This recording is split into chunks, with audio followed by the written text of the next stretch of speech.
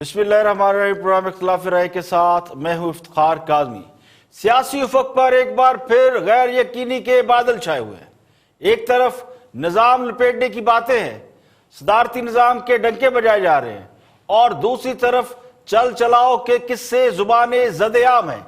اقتدار کی غلام گردشوں میں قوم کے مستقبل کی منصوبہ بندیاں جاری ہیں۔ پرانے فارمولے اور پرانے تجربے ناکام ہو رہے ہیں۔ اب نئے فارمولوں اور نئے تجربات کرنے پر غور ہو رہا ہے۔ عوام اور عوام کی رائے کیا ہے؟ کسی کو اس بات کی فکر نہیں۔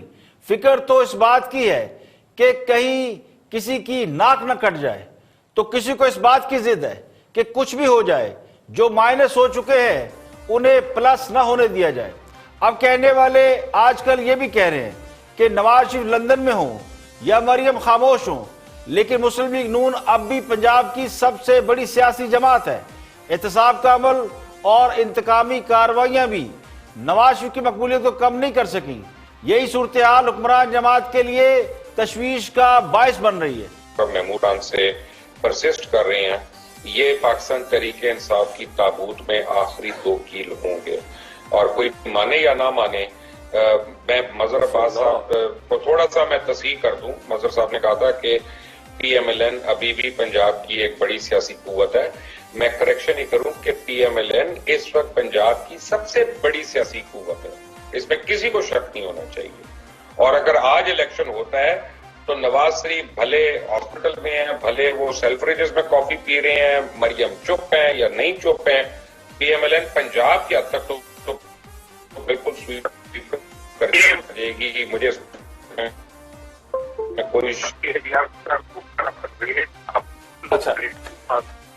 کہ دوسرے صوبوں میں وہ اپنے سیاسی مخالفین پر بے شمار الزامات کے باوجود ان کی مقبولیت کیوں کم نہیں کر پا رہے؟ سندھ میں پیپل پارٹی کی قیادت پر کرپشن سے لے کر مجرمانہ سرگرمیوں میں ملوث ہونے کے الزامات کے باوجود سندھ میں پیپل پارٹی اور ان کی حکومت موجود ہے۔ پنجاب میں بظاہر کوئی بڑا سیاسی مقابلہ نہیں ہے، نہ ہی مضبوط اپوزیشن کا سامنا ہے۔ اس کے باوجود یہ سمجھا جا رہا ہے کہ پنجاب میں مسلم لیگ نون کا صفایا نہیں کیا جا سکا۔ اس صورتحال کی ذمہ داری اب وزیر اعلیٰ پنجاب عثمان بزدار پر بھی ڈالی جا رہی ہے، جنہوں نے پنجاب میں تحریک انصاف کو مضبوط کرنے کے لیے کوئی عملی کارنامہ سر انجام نہیں دیا۔ نہ ہی وزیر اعلیٰ پنجاب سیاسی مخالفین کا اس طرح جینا حرام کر سکے ہیں جس طرح توقع کی جا رہی تھی یا جو کرنا چاہیے تھا۔ تو وفاقی حکومت سیاسی مخالفین کے خلاف جس طرح اگریسو نظر آتی ہے، پنجاب حکومت عملی طور پر ویسی دکھائی نہیں دیتی۔ اس لیے آج کل عثمان بزدار کو تبدیل کرنے کی باتیں ہو رہی ہیں اور ناکامیوں کا ملبہ ان پر ڈالا جا رہا ہے۔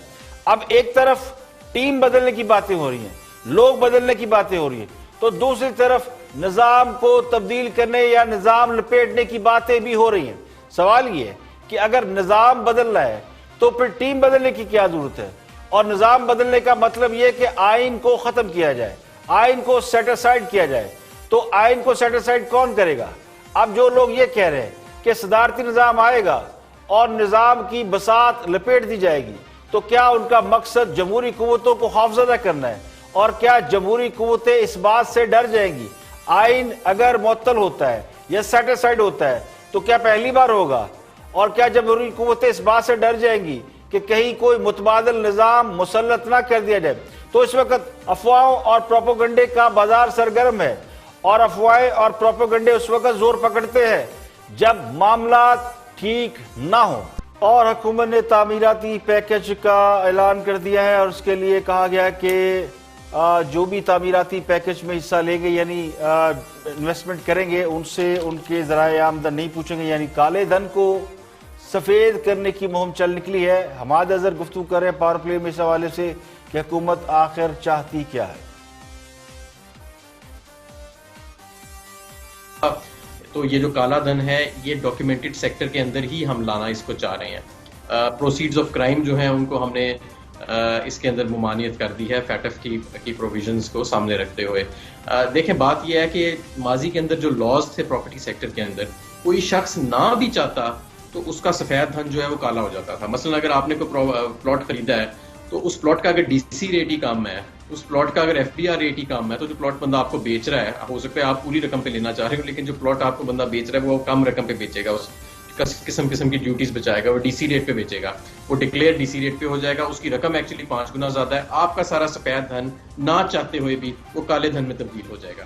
اب ہم نے اتنی بڑی جو سرمایہ کالے دھن کا پڑا ہوا ہے اس کو ہم نے کسی طرح ڈاکیومنٹڈ سیکٹر میں اور productive sector of the economy میں لانا ہے، بجائے کہ وہ صرف پلاٹس کے اندر پڑا رہے یا وہ کیش کی صورت میں پڑا رہے، اب وہ بلڈنگ میں ٹرانسفارم ہوئے گا، ایک انکم جنریٹنگ ایسٹ میں وہ ٹرانسفارم ہوئے گا۔ تو یہ جو ہمارا، جیسے میں نے کہا کہ ایمرجنسی کے دوران معیشت کے اندر جتنے بھی وسائل ہوں ان سب کو بروئے کار لانا چاہیے، اور آپ کے پاس ایمرجنسی میں یہ لگژری نہیں ہوتی کہ آپ ڈاکیومنٹیشن کی ضد جو ہے اس کے پیچھے آپ یہ اتنی بڑے جو وسائل یا امپلائمنٹ جنریٹنگ سیکٹر ہے اس کو یا یہ اپرچونٹی ہے اس کو آپ اگنور کر دیں۔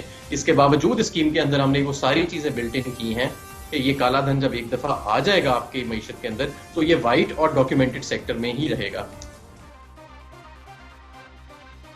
ماشاءاللہ، جو یہ کہتے نہیں تھکتے تھے کہ کالے دھن والوں کو نہیں چھوڑیں گے، آج خود کالے دھن والوں سے درخواستیں اور منتیں کر رہے ہیں کہ کھل کر کالا دھن انویسٹ کریں، انہیں کوئی نہیں پوچھے گا۔ اب سوال یہ کہ کیا کالا دھن کرپشن، جرائم اور غیر قانونی طریقے سے حاصل کی گئی کمائی نہیں ہوتی؟ اگر کالا دھن اسی کو کہتے ہیں جس رقم پر ٹیکس ادا نہ کیا گیا ہو یا اس کے ذرائع آمدن لیگل نہ ہو یا حلال نہ ہو، تو اب وہ کیسے حلال ہو گیا؟ ہاں صاحب نے تو سابق حکومت کی ایمنسٹی اسکیم کی کھل کر مخالفت کی تھی اور اس وقت یہ کہا تھا کہ جو بھی کالے دھن کو سفید کرنے والی اسکیم سے فائدہ اٹھائے گا وہ اقتدار میں آ کر ان سب کے نام نکالیں گے اور انہیں پکڑ لیں گے۔ اب اس معاملے پر بھی وہ یو ٹرن لے رہے ہیں کہ کالے دھن والوں کو نہیں پکڑیں گے بلکہ کسی کو انہیں پکڑنے نہیں دیں گے۔ تو پہلے احتساب کا نعرہ لگاتے تھے، اب تعمیراتی پیکج میں کالے دھن کو سفید کرنے کی ایمنسٹی دی جا رہی ہے۔ پہلے کرپشن کرنے والوں کو یعنی ٹیکس چوری کرنے والوں کو کیفر کردار تک پہنچانے کا نعرہ، اور اب پانڈے کلی کرا لو یعنی پرانے برتن نئے کرا لو کے نعرے۔ اور سپریم کورٹ کا بڑا فیصلہ، حکومت کو شوگر ملز کے خلاف کارروائی کی اجازت مل گئی۔ سندھ ہائی کورٹ کی جانب سے جاری کیا گیا حکم امتناع سپریم کورٹ نے خارج کر دیا۔ سپریم کورٹ نے حکومت کو شوگر مل مالکان کے خلاف غیر ضروری اقدامات نہ کرنے کی ہدایت کرتے ہوئے کہا ہے کہ حکومت اور ادارے قانون کے مطابق کارروائی کریں۔ سندھ اور اسلام آباد کی عدالتیں 3 ہفتے میں شوگر مل کی درخواستوں پر فیصلہ کریں۔ حکومت عدالتی فیصلوں تک شوگر مل کے خلاف کوئی حتمی حکم جاری نہیں کر سکتی۔ عدالت نے شوگر کمیشن رپورٹ پر حکومتی عہدیداران کو بیان بازی سے بھی روک دیا ہے۔ شوگر مل کے وکیل نے یہ اعتراض کیا تھا کہ حکومتی وزراء بیان بازی کر کے میڈیا ٹرائل کرتے۔ چیف جسٹس نے کہا کہ بیان بازی سیاسی معاملہ ہے، زیادہ مداخلت نہیں کر سکتے۔ اٹارنی جنرل نے کہا یہ پہلا کمیشن ہے جس میں 2 وزراء اعلیٰ پیش ہوئے۔ وزیر اعظم کے قریب ترین ساتھی کو بھی کمیشن میں پیش ہونا پڑا۔ کیا 20 شوگر ملز آسمان سے اتری ہیں جو ان کے خلاف کارروائی نہیں ہو سکتی؟ حکومت چینی کے بعد بھی پیٹرولیم بحران پر بھی کمیشن بنا رہی ہے۔ سندھ ہائی کورٹ نے جس طرح کارروائی سے روکا وہ خلاف قانون ہے۔ اٹارنی جنرل نے کہا چاہتے ہیں پیٹرول کمیشن سے پہلے حکم امتناع والا مسئلہ حل ہو جائے۔ جسٹس اعجاز اللہ احسن نے ریمارکس یہ کہ شفاف کام ہونا چاہیے تاکہ ملوث افراد کیفر کردار تک پہنچ سکیں۔ تکنیکی معاملات میں عوام کا مفاد پیچھے نہیں رہنے دیں گے۔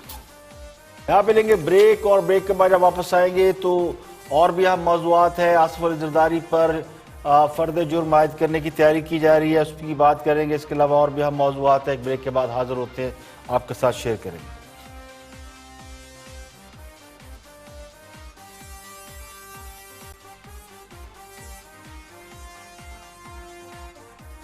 ویلکم بیک، آپ دیکھ رہے ہیں پروگرام اختلاف رائے اور میں ہوں افتخار کاظم۔ بریک کے بعد حاضر خدمت ہے۔ پائلٹ کے ایشوز کے اوپر، یعنی پائلٹ کے جعلی لائسنس کا ایشو پوری پاکستان کے لیے امبیرسمنٹ کا باعث بنا ہوا ہے، اور کل ہی خبر آئی تھی کہ دنیا بھر میں پاکستانی پائلٹ کو جس طرح گراؤنڈ کیا گیا، پی آئی کی پروازوں پر پابندی لگا دی گئی، اس سے پاکستان کو 100 ارب کا نقصان ہو رہا ہے۔ اسی پر بات کر رہے ہیں نقطہ نظر میں شامی صاحب، لیکن اس سے پہلے خبر کہ بحرین نے بھی پاکستان کے 3 پائلٹ اور 5 انجینئر کو گراؤنڈ کر دیا ہے اور ان کی انکوائری کے لیے پاکستان کو خط لکھ دیا ہے. تو پوری دنیا میں پاکستان کے پائلٹ جس طرح امبیرسمنٹ کا شکار ہو رہے ہیں, اسی پر بات کر رہے ہیں مجیور شامی نقطہ نظر میں. نہیں وہ تو بلاول نے آج لگا دیا نا, ان پر ہے. بلاول یہ کہتے ہیں کہ پورا پنجاب جو ہے نا وہ جادو اور کرپشن سے چل رہا ہے, پتہ نہیں کیا ان کی منطق ہے اس کے پیچھے. نہیں وہ تو دیکھیے نا, وہ تو ایک فکر بازی ہے نا, جیسے کالم نگاری ہوتی ہے. اور اسی طرح خود عمران خان جو ہے, دیکھیے آپ, عدم صلاحیت کی بات اور ہے اور نااہلی کی بات اور ہے, بر وقت آپ کوئی فیصلہ نہ کر سکیں وہ بات اور ہے. اور ابھی آپ نے دیکھیے یہ جو وزیر ہوابازی ہیں سرور خان, انہوں نے جس طریقے سے پائلٹوں کے معاملے کو ڈیل کیا ہے اور جو ایک غیر ذمہ دارانہ تقریر کی ہے قومی اسمبلی میں, اس کے نتیجے میں ابھی رپورٹ چلی ہے کہ جو پی آئی اے کو 100 ارب کا جی نقصان ہوگا, کیونکہ یورپ نہیں جا سکیں گی فلائٹس اور امریکہ جو نہیں جاتی تھی ان 2 وجوہات کی بنیادی طور پر. ایتھوپیا نے بین کر دیا افریقہ کے ملک میں. دیکھیے نالائقی, عدم صلاحیت, جو لوگ جو چھاپڑی فروش ہیں وہ وزیر بنا دیے گئے ہیں, جن کو وہاں بیٹھ کر دودھ بیچنا چاہیے تھا سڑک کے کنارے, وہ ہوا بازی کے وزیر. چلے ہر دور میں یہ ہوتا. ایک مثال ہے کہ جیسی کوکو ویسی کوکو کے بچے. سوال یہ ہے کہ اگر وزراء نالائق ہیں, انکمپیٹنٹ ہیں, ان میں قابلیت اور صلاحیت کا فقدان ہے, تو کیا اس کے ذمہ دار خود وزراء ہیں یا وہ جنہوں نے انہیں وزیر بنایا؟ سوال تو وزیر بنانے والوں سے پوچھا جائے کہ کیا آپ کی گڈلی میں بس یہی لال ہیں, یعنی جیڑا پنو لال ہے یہ لال پنجابی والا ہے.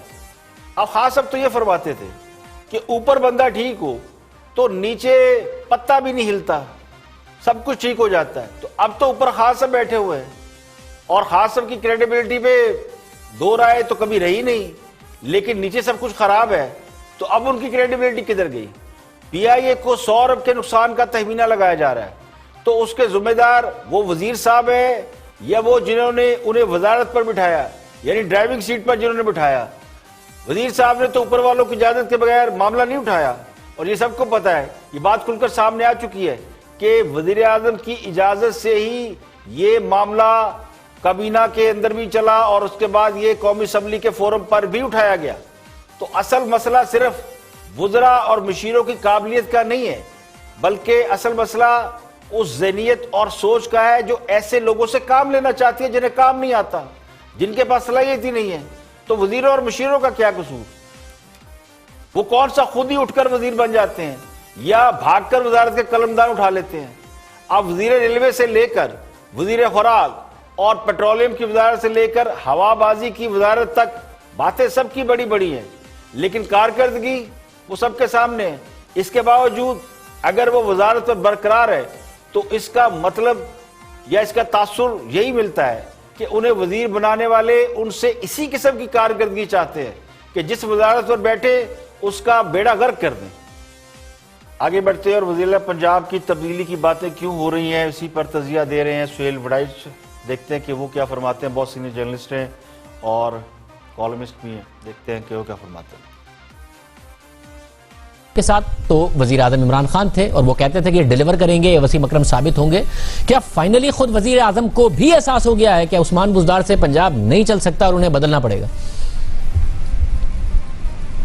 جی میرا یہ خیال ہے کہ پہلی دفعہ خان صاحب کے کیمپ میں بھی یہ ریئلائزیشن ہے کہ with this set up in Punjab وہ ان کے لیے کوئی اچھے معاملات نہیں رہیں گے. Now they want to deliver.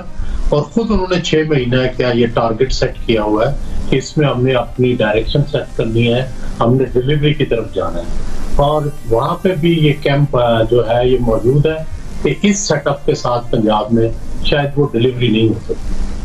اصل مگر عثمان بزدار کو بدلنے کے لیے اب اتحادی بھی اتنی آسانی سے مان جائیں گے جتنی آسانی سے عثمان بزدار صاحب لگے تھے؟ کوئی اور بھی وزیر اعلیٰ لگ جائے گا؟ خود ایم پی ایز اپنے تحریک انصاف کے کچھ ناراض نہیں ہوں گے؟ جو انڈیپینڈنٹس آئے تھے جن سے وعدے کیے گئے ہوں گے نہیں ملا ہوگا, یہ آسانی سے ہو جائے گی, اسموتھ ٹرانزیشن ہو جائے گی؟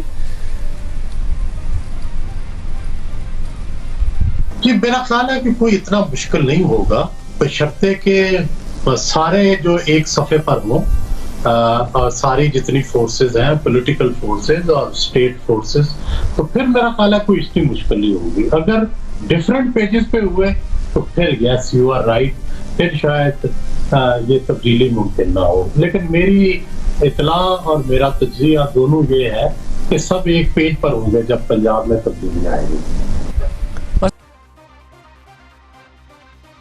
मेरा गुमान ये कि उस्मान बुज़दार को बिठाना तो आसान काम था, उन्हें वज़ीर आला बना दिया ये आसान काम था, लेकिन उन्हें हटाना आसान काम नहीं होगा। बुज़दार साहब खामोश हैं लेकिन गहरे आदमी हैं। वज़ारत आला के ओहदे तक पहुंचने वाला शख्स कोई इतना सादा लो नहीं हो सकता, और फिर पंजाब में जहां इतने बड़े बड़े पहलवान किस्म के पार्लियामेंटेरियन हैं, उनके साथ काम करना इतना आसान नहीं हो सकता, और ना ही कोई ऐसा मामूली शख्स हो सकता है।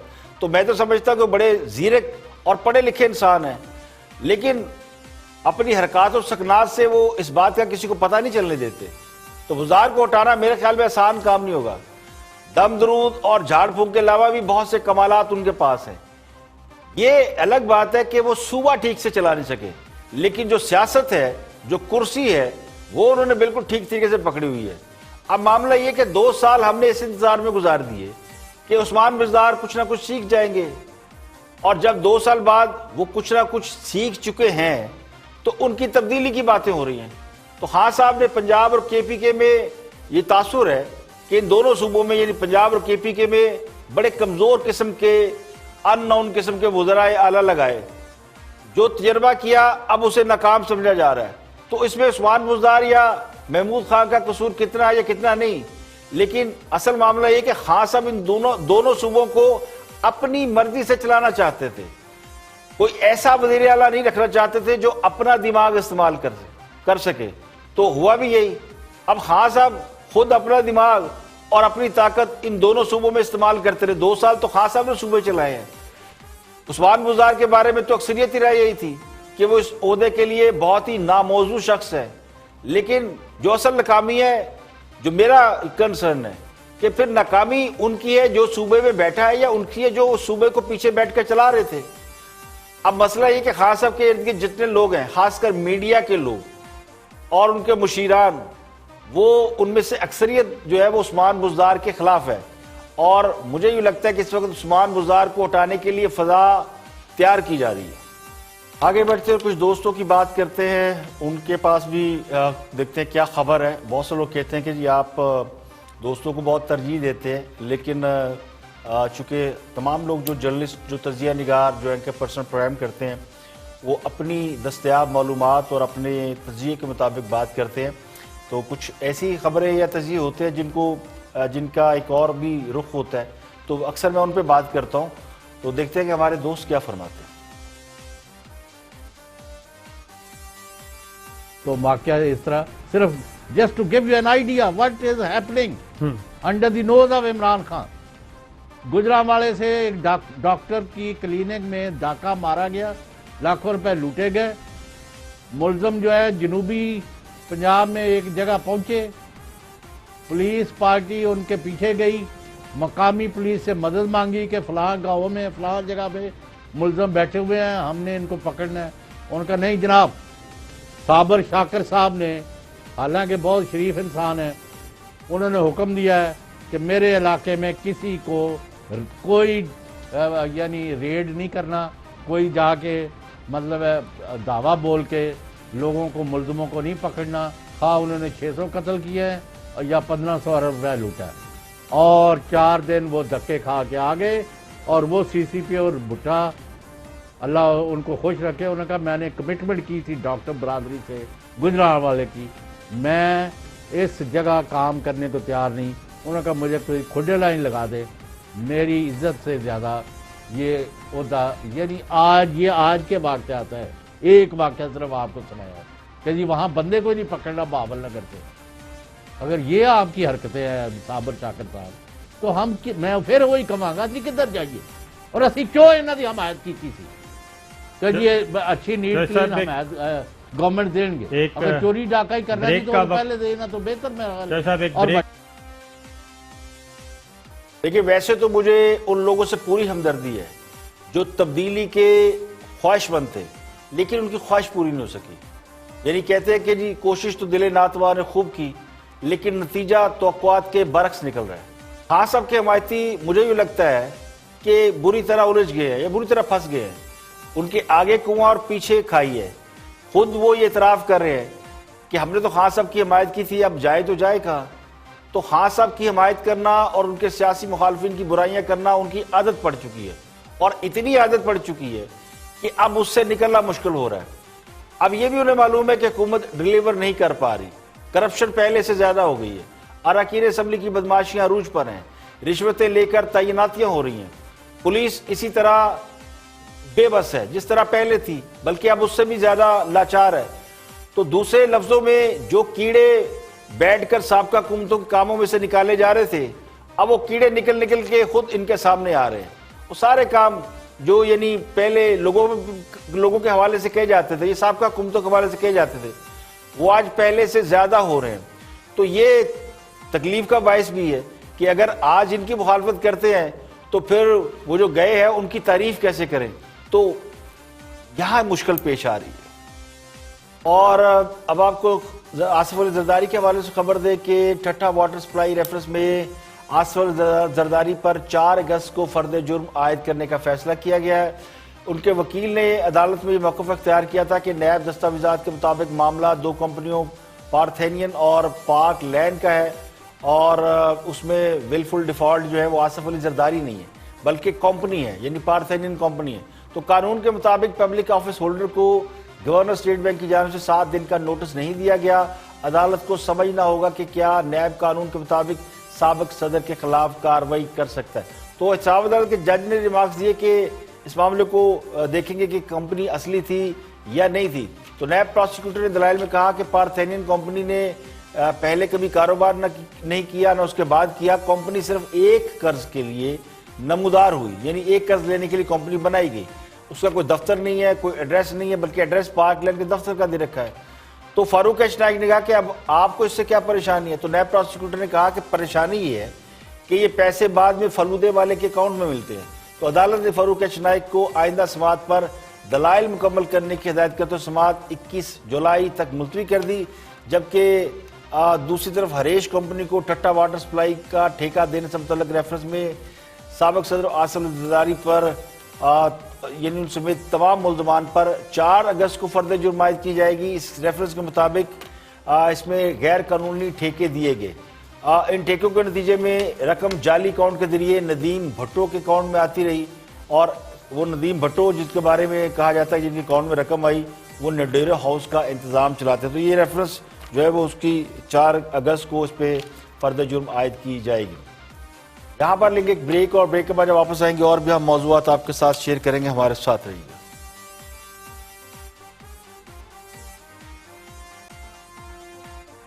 Welcome back. आप देख रहे हैं प्रोग्राम इख्तिलाफ राय और मैं हूं इफ्तिखार काज़िम। ब्रेक के बाद हाजिर खिदमत है। कल यानी 15 जुलाई को फॉरेन फंडिंग केस पीटीआई के खिलाफ उसकी समाअत होना है, और उससे अगले रोज़ जो है दूसरी सियासी जमातें जो उनके खिलाफ केस की समाअत होगी 16 जुलाई को। इसी पर बात कर रहे हैं वफाकी वज़ीर शफकत महमूद। फॉरेन फंडिंग केस जो पीटीआई के खिलाफ बड़ा मशहूर ज़माना केस है, अकबर एस बाबर ने केस दायर किया था, और बहुत संगीन इल्ज़ामात पीटीआई की क़यादत पर फंडिंग के और फॉरेन फंडिंग के हवाले से लगाए थे। इसी पर बात कर रहे हैं, देखते हैं क्या फरमाते हैं। 15 जुलाई को इलेक्शन कमीशन ने पीटीआई को बुला लिया फॉरेन फंडिंग केस में। कोई मसला लग रहा है आपको अपना?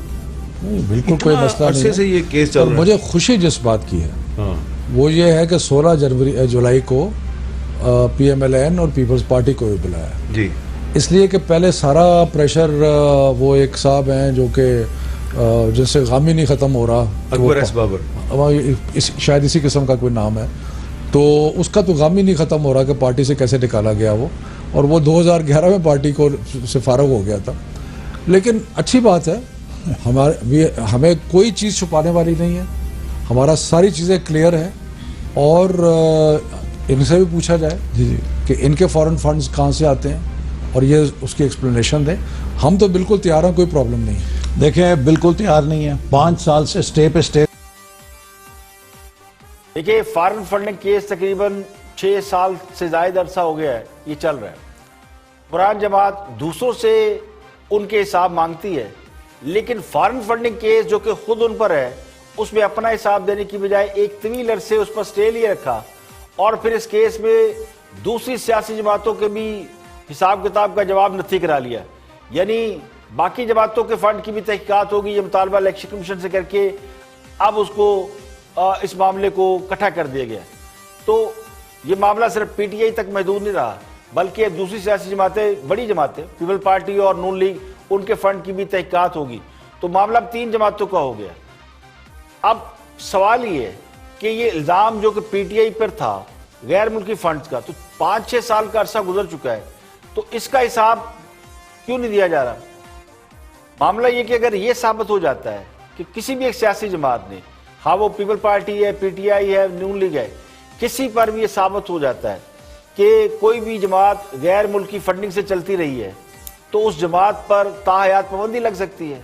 तो तहरीक इंसाफ के जो फाउंडर मेंबर है अकबर एस बाबर, जिसका भी शफकत महमूद साहब ने बड़ा एरोगेंटली कहा कि हाँ ये बाबर नाम है, तो वो बड़े फाउंडर मेंबर है और बड़े पुराने मेंबर, हम सब जानते हैं।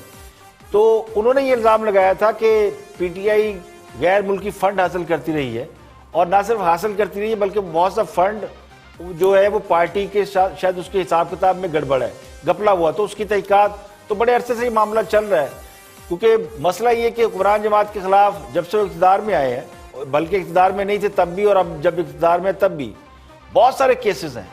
कोई एक केस भी ऐसा नहीं है, चाहे वो डिप्टी स्पीकर का केस हो, फैसल वाडा का केस हो, मालम जब्बा का केस हो, हज करप्शन केस हो, अद्वियात केस हो, व्हाटएवर केस हो, कोई भी केस जो है वो आगे नहीं बढ़ता। तो फॉरेन फंडिंग केस के वाले से भी तासुर यही है कि कुछ नहीं होना जब तक कहते ना सैया भाई कोतवाल तो डर का है।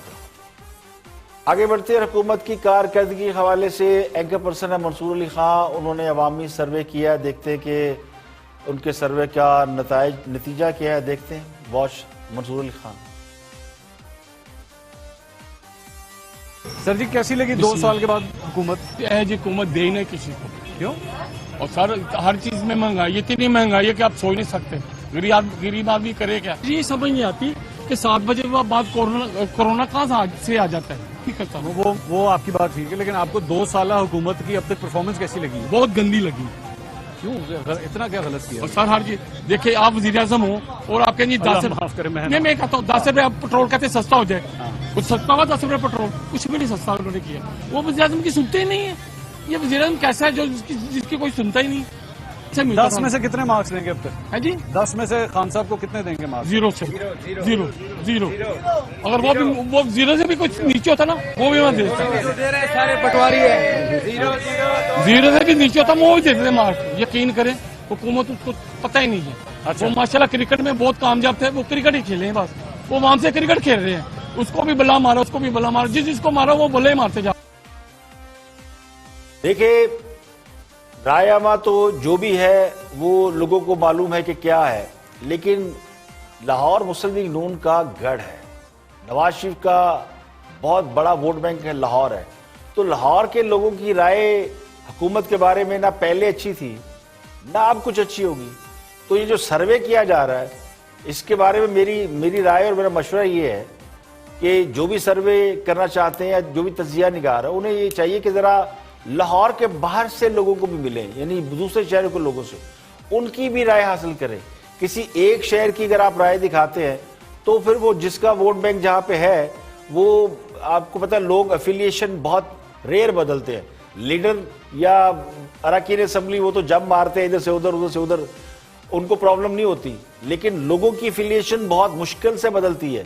उनका लीडर जैसा है, जिस किस्म का भी है, उस पर इल्जाम हैं नहीं है, वो अच्छा है बुरा है, लोग अपनी एफिलिएशन नहीं बदलते।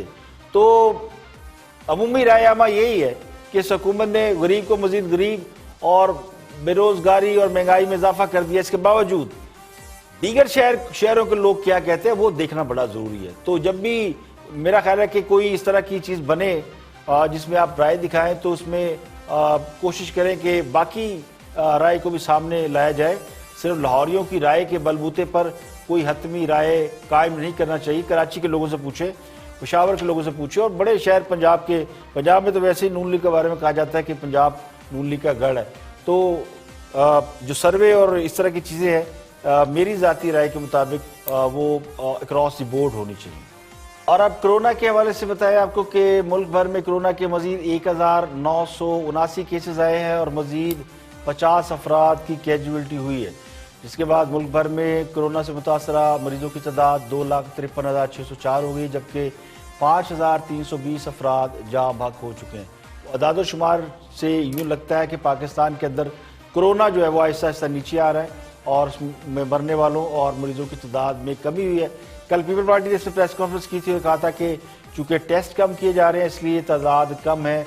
इसमें कितनी हकीकत है, लेकिन ये भी इतलात है कि मुल्क भर में 25,000 टेस्ट यौमिया हो रहे हैं और ये हाईएस्ट फिगर है, इससे ज़्यादा की इस्तात नहीं है। लेकिन ये भी दुरुस्त है कि बहुत से केसेस कम, उसकी वजह स्मार्ट लॉकडाउन को लोग करार देते हैं, लेकिन मैं ज़ाती तौर पर ये समझता हूँ कि बहुत से लोग खासकर पाकिस्तानियों में अब ये अवेयरनेस आ गई है कि मास्क कितना इंपॉर्टेंट है। जब से लोगों ने मास्क लगाना शुरू किए हैं ये रेशो कम आ रही है। अगर आप देखें तो पहले लोग मास्क लगाए बगैर खुलेआम घूमते थे, अब आपको सड़कों पे, शॉपिंग मॉल्स में, दुकानों पे, बाज़ारों में लोग आपको बाकायदा मास्क लगाए हुए नज़र आते हैं। तो दिस इज़ द रीज़न कि जहाँ पे स्कोर नीचे आ रहा है। जो ये सोच रहे हैं ना कि हमने फला जगह स्मार्ट कर दिया और बंद कर दिया तो उससे कोई फ़र्क पड़ा होगा, लेकिन बुनियादी फ़र्क मास्क से पड़ता है। इसीलिए अब पूरी दुनिया के अंदर मास्क की अहमियत इतनी इम्पोर्टेंट हो गई है कि ट्रम्प ने भी मास्क लगा लिया है, जो बगैर मास्क लगाए फिरते थे अब तो खान साहब भी लगाए फिरते हैं। और इसके अलावा अब हांगकांग में उन्होंने इनिशियली तौर पर ये सबको बाउंड कर दिया जो मास्क नहीं लगाए। पूरी दुनिया में मास्क के ऊपर बात हो रही थी, उसका मतलब है मास्क इज़ द अल्टीमेट उसका वो था, रेमेडी थी। और लेकिन अगर ये पहले दिन से हम करते तो शायद इतना ज़्यादा ना स्कोर बढ़ता, लेकिन चूंकि हमने पहले दिन एहतियात नहीं की, हमारी हुकूमत ने कह दिया कि फ्लू है जी, कुछ नहीं होता, मास्क लगाने का फ़ायदा नहीं है, 2 पैनाडोल खाओ तो बात ख़त्म। लेकिन अब इतना नुकसान करने के बाद हमें यह एहसास हो गया और अब हम मास्क लगाए कर रहे हैं, तो ये रेशो नीचे आ रहा है। अभी सबसे ज़्यादा तादाद सिंध में है जहाँ 1,06,622 लोग हैं, पंजाब में 87,492 लोग हॉस्पिटलाइज हैं जिनको कोरोना है। खैबर पख्तूनख्वा में 30,747, बलूचिस्तान में 11,192, इस्लामाबाद में 14,000 केसेस रिपोर्ट हुए। पंजाब में अभी कैजुअलिटी सबसे ज़्यादा है। पंजाब में अब तक 2,026 लोग कोरोना के बाइस जो है वो जाँ बहक हुए हैं और सिंध में 1,826 लोग हैं। खैबर पख्तूनख्वा में 1,106, इस्लामाबाद में 155 है। वर्ल्ड हेल्थ ऑर्गेनाइजेशन यानी आलमी इदारा सेहत ने खबरदार ये किया है कि अगर एहतियाती तदाबीर आपने सख्त ना की तो दुनिया में कोरोना की सूरत हाल बद से बदतरीन हो सकती है। कोरोना वायरस ने दुनिया भर को तब्दील करके रख दिया है। जहाँ वायरस ज़िंदगी के लिए ख़तरा है वहाँ इकॉनमी यानी मईशत भी ख़राब हो गई है और दुनिया की पहले वाले मामूल पर वापसी मुस्तकबिल करीब में मुमकिन नज़र नहीं आती। यानी दुनिया अब काफ़ी बदल गई है, ना इकॉनमी वो होगी और ना आपका लाइफ स्टाइल वो रहेगा। तो ये WHO आपको जो है वो अलर्ट कर रहा है। दूसरी तरफ कोरोना वायरस से होने वाली जो मुआशी अबतरी और महंगाई है उसने दुनिया भर में भूख और अफलास की शरह में इजाफा किया है। तो UNO ने आपको खबरदार किया है कि अगर ये सूरत हाल जारी रही तो 2030 तक भूख अफलास के खात्मे का मंसूबा मुकम्मल नहीं हो पाएगा, यानी अगले 10 साल हम इसको रिकवर नहीं कर पाएंगे। और अभी UNO की जो रिपोर्ट है दुनिया का हर 9 में से 1 शख्स भूख और अफलास का शिकार है। It's a huge figure. तो ये कोरोना के हवाले से दुनिया भर में कोरोना से मुतासर अफराद की तादाद 1,32,00,000 हो गई है। 5,75,000 लोग हलाक हो चुके हैं। अमेरिका और लैटिन अमेरिका में अभी ये हाईएस्ट चल रहा है और अमेरिका में अभी ये बढ़ रहा है।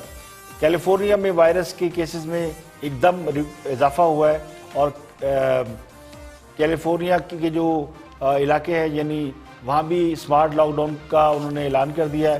तमाम रेस्टोरेंट, सिनेमा, अजायब घर, बार, पार्क सब बंद कर दिए गए। अमेरिका में वायरस से मजीद 465 लोग हलाक हुए हैं, तादाद 1,38,000 हो गई। ये सबसे ज़्यादा दुनिया में लोग जो मरे हैं वो अमेरिका में मरे हैं। गुज़श्ता रोज़ यानी एक रोज़ में 65,000 केस सामने आए हैं। तो मजमूई तौर पर अमेरिका में जो मुतासर अफराद हैं उनकी तादाद 34,80,000 पहुँच चुकी है।